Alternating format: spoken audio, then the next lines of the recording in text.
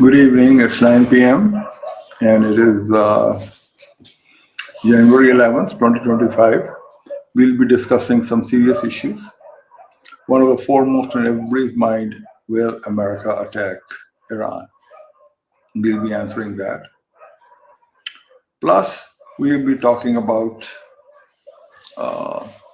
what Pakistan has done in its procurement of its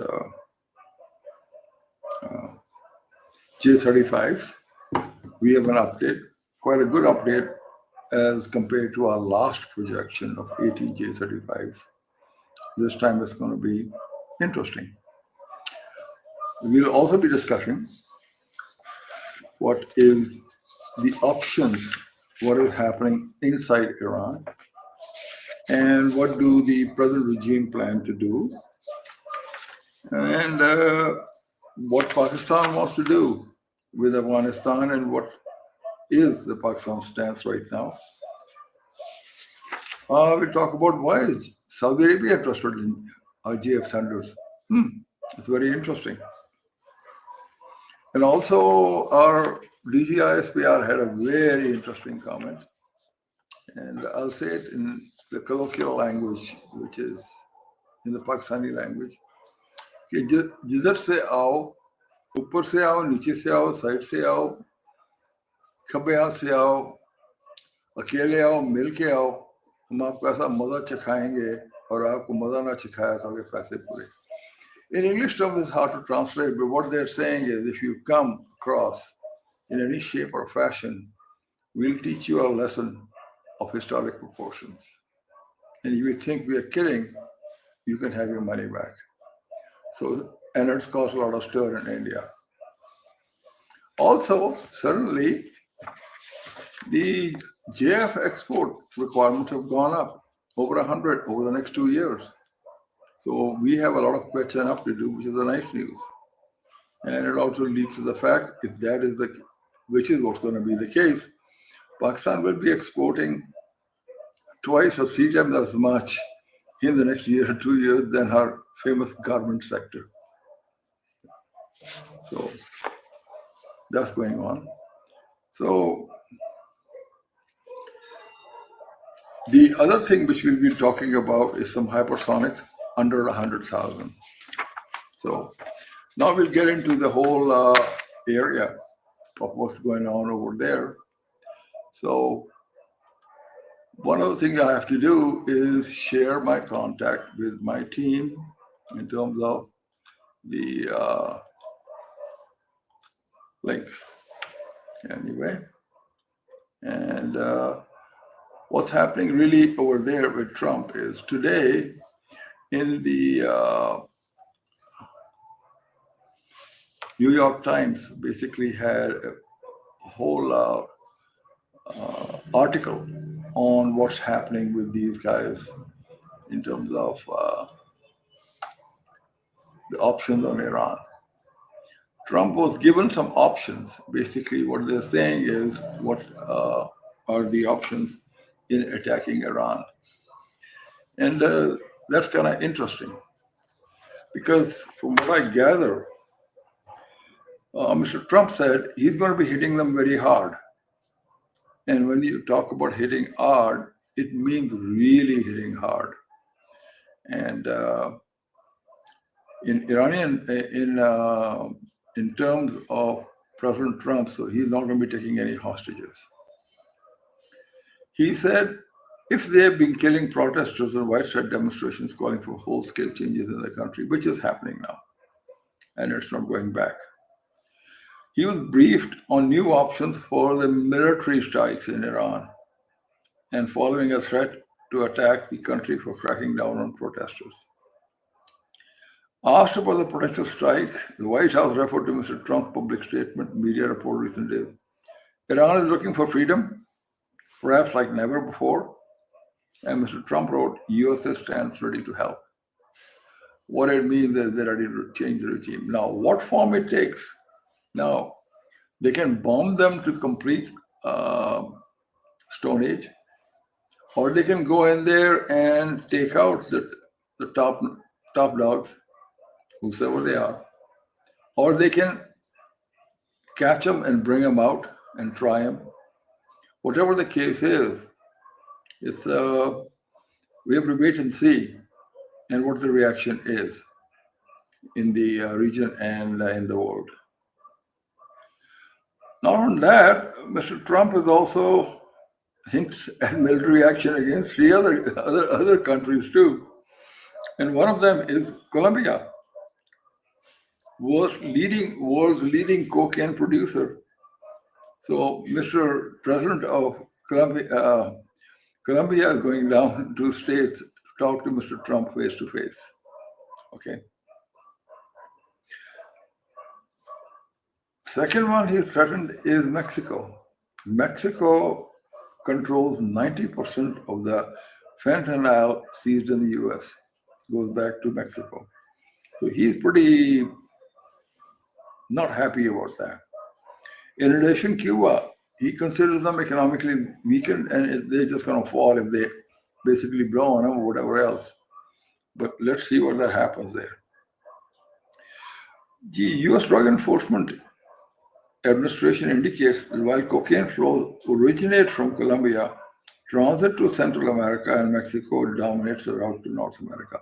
So all the drugs and all the opioids, they all funnel in from Mexico. So it looks like Trump basically has a carte blanche to do what he feels like there. But, and I think Mexico is under a lot of pressure. So is Greenland. He has said we will take Greenland the easy way or the hard way. So everybody's kind of going there, oh what? So it reminds me of the Kissinger statement. It's bad to be America's enemy, but it's even more dangerous to be America's friend. So I think everybody's kind of watching their back, especially if you are allied with the American. State Department has warned Iran not to misjudge President Donald Trump's issuing message in Persian. Now, it's kind of past. This is before they started the killing, the Iranian regime. So looks like their warning fell on deaf ears. There are reports inside Iran, and one of the main ones is that Khomeini Saab wants to go to Iran, wants to go to Russia, and free Iran with his aides and family members if his forces fail to halt the growing demonstration. Plan B is a very close circle of associates, including son, nominated heir apparent Mujtaba, and intelligence sources, British newspaper. So that is one major rumor. Second one is all gold has been transferred to Russia. Third one is the Speaker of the National Assembly in Iran has applied for a visa for France. Another one is the foreign minister with his wife and young child is now landed up in Lebanon, out from Iran. So this is kind of interesting news.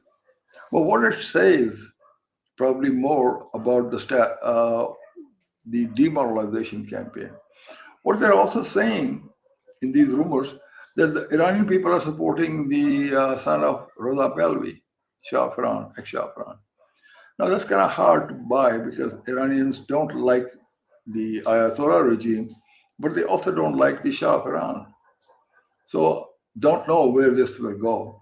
We do know one thing, Israel is supporting the Reza Pahlavi, which is the son of Shah of Iran. One of the things that people have been thinking about is Venezuela. Is there going to be a resistance, or are they just going to lay down flat and do exactly what the... Now, one thing I want to tell you there, Mr. Rodriguez, who's now the president, interim president, and her, one of the number 2 aides, they had been in discussion with America for months on how to transition. So fundamentally, what they did, what this Maduro thing is, they gave up Maduro, is fundamentally a palace coup. And those people came in, maybe unhindered. And the ones who resisted probably were the Cubans, close bodyguard of Maduro, and I think they were just shot down. They didn't even know what's happening. So it's a pretty interesting situation. And I repeat again, the existing president already was in talks with the Americans, and this was basically a coup, not a regime change. It was a leadership change, accepting the existing leadership in place. Now, there is resistance starting to see. The Venezuelan security kingpin, Disalado Cabella, was revenge for Maduro. Now, sometimes it's only talk and nothing else there. He is one of the most feared figures in the Venezuela ruling elite, a central pillar of the country. Security intelligence operators have been sending voice messages directly to military officers and regime figures who are loyal to him, calling us to take to the streets in defense of us. I am out on the streets, he said. Let's go to the streets as much as we can in the states and mobilize our people. So he's talking about plan B for the regime if they have to resist American next demand. Americans will come and say, we want to hand all of you over to us, so we want to try you, which is not going to happen. They just give them Maduro, and I probably think not anymore. In another message, he lashed out those responsible for the US raid and ended Maduro's rule. These rats attacked, and they are not going to regret it, and they are going to regret it the rest of their lives. Let's reorganize now, assess where attacks were, damage we have, keep moving forward, always united, let's push ahead. So it looks like he's making a groundwork for a national resistance movement. Okay. Pakistan coming back to our area. Pakistan has already warned the Afghan Taliban that if there's any more attacks from across the border and it's linked to Afghanis, Pakistan will respond across the border. All right, now this is one news we have all been waiting for. Pakistan has secured 40 jets with an option for 30 more. Remember we had said previously it was 40 more and 40 jets and 40 more. But I more believe the original report we had about 40 jets right now and 40 more to be coming in the pipeline. And other reports have been there. The Chinese have ramped up the production and gone into serial mass production of J35s. Americans make prototype production. Chinese have moved to a mass production. Now, one thing we will also say, what does this mass production mean in Chinese terms? Now, we're going to take up the case of what we call the low-cost Chinese hypersonic missiles. Now, these cost millions of dollars. But what the Chinese have come up with is a $100,000 missile. What does that mean? I mean, okay, if the Chinese come up with the same low cost for J35, the game is over all over the world. Anyway, on these hypersonic, it's developed by a Beijing private aerospace company, Lincoln Xiansing Technology. And they are saying they have a breakthrough in mass production for hypersonic glide vehicles. Unveiled in 2025, it can achieve Mach 7, a range of about 1,300 kilometers, and enjoy the innovative civilian grade materials like concrete, so it's nothing exotic. They say the figure is $99,000.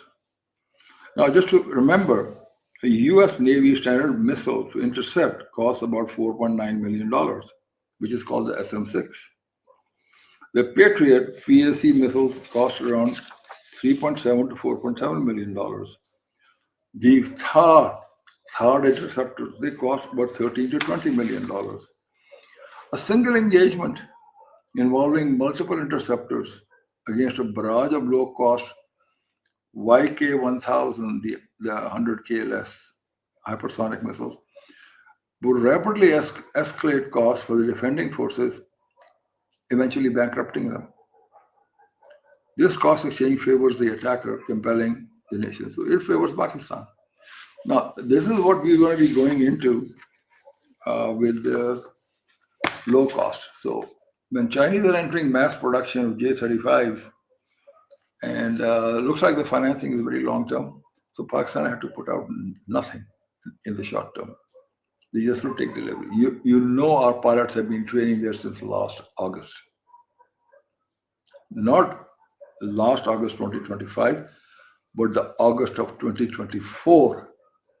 That is what triggered our opening the channel as well as starting shared news, because the political game is changing globally. Now, there's another news that Saudi Arabia is also interested in J17s. Why is that? It gives, with the F-15 arsenal Saudi Arabia has, what JF-17 Thunder gives them with the PL-15s and the PL-17s, their ability to engage any and all adversaries, including Israel in the Middle East. They can see them first and they can shoot them first. So we give a pause to the aggressive regimes in that area, not to mess with the Saudis. And I think we talked about the export surge. Now, where does it come from? A lot of people ask. It started with Azerbaijan acquisition of JF-17s and about 4.6 billion. This includes delivery of 40 aircraft. And the deliveries already started. Then Libya, also 4 billion. And they're talking about 16 J17s, JF-17 Thunders. And they want to be delivered over 2.5 years. With Saudi Arabia entering this, converting their existing 2 billion, which is in the bank, to this by buying Fauji Foundation shares, they want and further 4 billion extra. They will then become one of the major acquirers of JF-17 Thunders with their long-range missiles. This collectively comes up to about 96 aircraft, and it is climbing. So at about, with this, about 10 to 20 billion per year export market. Anyway, so this is what is going on over there. And I think we talked about all the rest of the stuff. And now what I'll do is I'll bring our host, Cher Bano, to the stage. Assalamu alaikum. And she can irritate me and ask me questions to her heart. All right, thank you. Wa alaikum assalam. Hope you are doing well. Can you hear me? Yes, I can hear you now. Yes. All right, so you talked about the global tensions that are rising simultaneously across multiple regions, from Taiwan and Iran to the broader Middle East and beyond. Coming towards Taiwan and China tensions, do you really think that Beijing warning of war over Taiwan's legal rebranding signal a real readiness for conflict, or is it primarily a pressure tactic aimed at Taipei and Washington? I personally think right now that is what do you call it definitely is what I call China is basically talking about Taiwan in terms they have some kind of a law change coming in Taiwan signaling independence, that we all will be independent. This is China's red line. And what they're saying is, you do this, we will attack. And I don't think they're bluffing. They're deadly serious about it. And if you look at this 3 lines first island chain, which encompasses Taiwan also, and Philippines and Borneo, you got to see this in context of spheres of influence. Okay. And that means America has claimed America as a sphere of influence. Now, I don't know how far they have negotiated a sphere of influence with China. We do know they both share sphere of influence with Pakistan. You know, for obvious reasons. And I'll put that map back on again. Sure. It tells you how Pakistan is situated. This tells you exactly how America and China views Pakistan's importance in South and Central Asia, as well as the Middle East. So China is serious. They're not messing around. But you got to look at it in terms of spheres of influence. And if those guys pass a law, China probably will act. And if somebody doesn't like it, I guess somebody doesn't like it. So it's like Trump saying to Greenland, we'll do it the easy way or we're going to do it the hard way. So Chinese are saying the same thing. You want to do it the easy way or you want to do it the hard way? Your question. All right. Talking about the US role and military options, if Donald Trump authorizes military or cyber strikes during Iran's unrest, would that weaken the regime or consolidate its domestic support through nationalism? Well, for that, let me get not this one. Yeah. If you look at Iran, I've got this map in front of you guys. You'll see Iran is not a homogeneous Persian-speaking, highly nationalistic in their civilization, which has ruled for 5,000 years. The Persian-speaking, if you look at it, are only 50 million out of the 90 million. The rest of the people are Turkmen, Azeris, Kurds, Arab, Lur, Baloch, Kashkhalkai, Gilaki, Mazan Larani, Tilash, and others. And most of those areas, especially near Turkey, are Turkish-speaking. Most of the ones close to Kuwait, you see, are Arab-speaking. You see that big green thing, okay? Most of the people close to Pakistan are Pashto, Afghan, Tajik, Uzbek, or Balochi. So those people are not Persian-speaking. So nationalism, okay, but it's only half the population can be very nationalistic. And secondly, with it's like $1 US, if it were worth 1.4 million rupees, how would you feel about nationalism at that time? How would you feel if you walked out there and your parda went back a little bit and this Maulana with the Shari Shalwar comes and catches you by your neck, Sharbano, and drags you off to a detention center? Would you have a highly nationalistic feeling behind these guys? Never. I think it's gone a little bit far too much. So now, probably there will be some people who rally around it, but there are also some people who rally against them. And then there are going to be some people who are going to be rallying for the Reza Shah Pahlavi, because there's always some people who want to. But one thing is certain, America wants to get rid of these jokers in Tehran. I'm sorry I'm calling them that, because they've been given adequate warning and they're not listening. So they are going to go for them.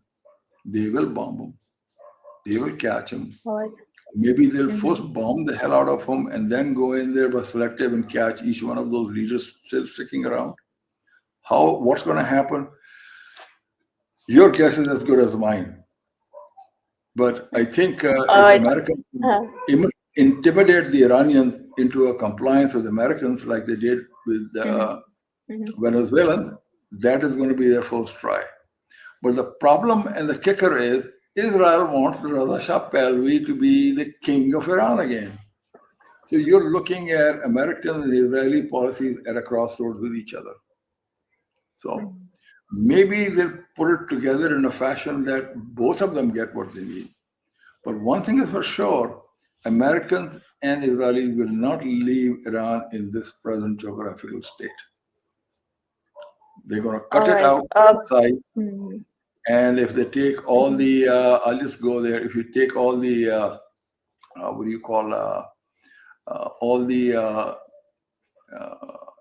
non-Persian speaking people out of the Iran, they don't even have access to the sea also. Most of the people around Bandar Abbas are Arab speaking. Most of the people in Khorasham are Arab speaking. Most of the people along are Lur people. Some other ones are Baloch people. Okay. And not all of them are Shia. There's a lot of Sunnis in there too. So All right. it's Coming towards your internal crisis, let's talk about that. Iran's internal crisis. Like, if the protests in Iran are driven by economic hardship rather than ideology, can force and information blackouts suppress public anger in long term? I think if you use a VPN, you can get around it, which is not an unknown. So still people are coming out, but it's hard. You can't commonly communicate with each other. That's a little hard. But the general perception from what I'm seeing is it's gone beyond the stage where these guys can control it. So it's over 100 cities. And with the amount of rumors going, it's not favoring the regime. So, and it's All right. over Coming making it. towards the all right. Go Coming ahead. towards the global power and security shifts, uh, with tensions escalating simultaneously over Taiwan, Iran, and Venezuela, are we witnessing a breakdown of global crisis management and deterrence? No, you're just seeing the return to colonial gunboat diplomacy. That's all. जिसकी डंडा उसकी भैंस. He who carries the biggest stick gets his way. Yeah, it's just there. So we are kind of lucky that we are being supported by two superpowers, China and America. As long as Exactly. we deliver on what their expectations are, and we don't get stuck in our own mindsets, like somebody saying, "Oh, America will take all our minerals." My dear friends, you have to export your minerals. Oh, they're going to come in with their companies. Yeah, because you don't have the brains or the technology to take out that minerals. So they will bring their brains and their money and they will take it out just like any other place. That company will make its profit on its investment. Oh, we gave them special permission. Of course, they're not going to come in here and get 60% tax on their profits. They want to come in here and regain their money in less than 5 to 7 years. So yes, if you want to do exports, get out from underneath the IMF, you will have to bring in people from outside to invest in your country, which is what the Chinese did in the 80s and 90s. And they finally now made it indigenous. So you can't swallow the whole thing one go. You start from someplace and go up there. But we do have a negative mindset in our country at times that it does not suit. Oh, they're taking everything. That's what export is. I mean, your export garment. Exactly. Oh, you're stealing our clothes. I mean, if we're exporting wheat to Afghanistan, they're stealing our wheat. We're exporting rice to Iran. They're stealing our rice. It's called export import. You have an excess. You have some commodity. You want to sell it. It's export. Definitely. But do you really think that the US is capable of confronting China in East Asia while pressuring Iran in the Middle East without strategic overreach? Well, let me answer that for you. In this area, if any US or Western, a whole lot of their navies come in here, they won't last a few hours. So America knows, the world knows, and China knows, America cannot win in the West Pacific, coastline close to the second line of over here. China knows it can, but only win over here. The fight will probably be in the mid-Pacific. Okay? There's no way. And secondly, I have a feeling, to the detriment of India, that India may be in the Chinese sphere of influence. Too bad for them. So here, Okay. Pakistan is shared both by the Americans and the Chinese as a pivot state, which is good for us. Now we better deliver, Exactly. especially keeping the Straits of Hormuz open. You know, the little circle there, I kept it circle. That's, if we don't deliver on this, then we're going to have two very pissed off countries, China and America. Okay? So there we Alright, cannot, so we cannot lose our, we can't get Awami Hukumat in the middle of that crap. mhm, And I think we are in good hands right now in terms of our security. Next. alright, so as the pressure builds on all sides, the key question remains whether diplomacy can still contain these crises or if the world is edging closer to confrontation driven by power rather than restraint. So Well, thanks for it'll be answering a the war. questions in detail. Yeah, it'll be a Mhm, war if the guys don't agree. Okay. Now mhm, let's take Taiwan. If it's a short one, China takes Taiwan. India, that's one. They're miscalculating. They, from sitting on top of the world geopolitically, all roads lead to India, Delhi Durast, all the rest of the good stuff. हम ये कर लेंगे, Modi strong man, Arjun Sheikh, ये वो जब लाई हुई, ठुस. So they have been humiliated almost to the level beyond being underground. So nobody gives them any protection. Even Bangladesh is giving them ice. Sri Lanka is giving them ice. Bhutan is giving them ice. I mean, they are nothing. They will miscalculate and attack Pakistan. So that's one of All the. right, that's all for My today. own projection is they will do it. Mhm. They're not smart. All right, thank you so much But for. Ukraine, Mhm, if they don't deal in peace with them, Ukraine will fall. If the Europeans continue the thing, Russia may come in and give them a real good beating, mhm. and America will not intervene. Or with Baki Israel and Iran, Mm, well, I don't think Iranians have made many friends, except in Pakistan, though they kill our people by the BLA by hundreds. They've killed hundreds in Balochistan, train accident. mm, We still, some people have a definitely. good heart towards them, but somewhere along the line, you gotta make a decision as a nation.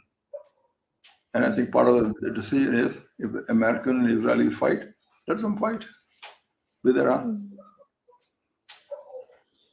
Our All job is right, to keep the so Gulf of Hormuz open. That's all. exactly. All right, thanks for answering all the questions deliberately. All yours. Thank you. Thank you very much and appreciate it. And Thanks for having Nazir, me. this time we will not take a long break. We will be back soon. Okay. Thank you.